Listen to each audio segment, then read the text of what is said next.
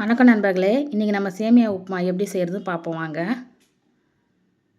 அதுக்கு தேவையான பொருட்கள், ஃபஸ்ட்டு எண்ணெய் ஊற்றிப்போம். எண்ணெய் காஞ்சதுக்கப்புறமா கடுகு போட்டுப்போம். அதுக்கப்புறம் கடலப்பருப்பு உளுத்தம்பருப்பு போட்டுக்கலாம். இதில் வேர்க்கடலை வேணாலும் நீங்கள் ஆட் பண்ணிக்கலாம். என்கிட்ட வேர்க்கடலை இல்லை. அது லைட்டாக ப்ரௌன் கலரில் மாறினதுக்கப்புறம் வெங்காயம் ஆட் பண்ணிக்கோங்க. வெங்காயம், பச்சை மிளகா, கருவேப்பிலை மூணுமே ஆட் பண்ணி நல்லா வதக்கி விட்டுக்கோங்க. இதுவும் கொஞ்சம் கலர் கொஞ்சம் மாறணும்.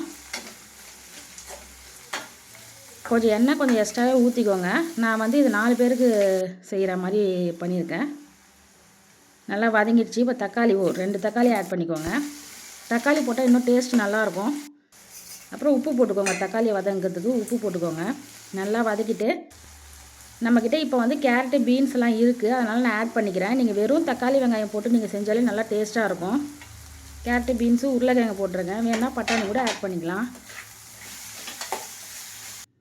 நல்லா வதக்கிட்டு தேவைக்கேற்ப தண்ணி ஊற்றிக்கோங்க. சேமியா முழுகிற அளவுக்கு ஊற்றினா போதும். எக்ஸ்ட்ரா ஊற்றிடாதீங்க, அப்புறம் குழஞ்சி போயிடும்.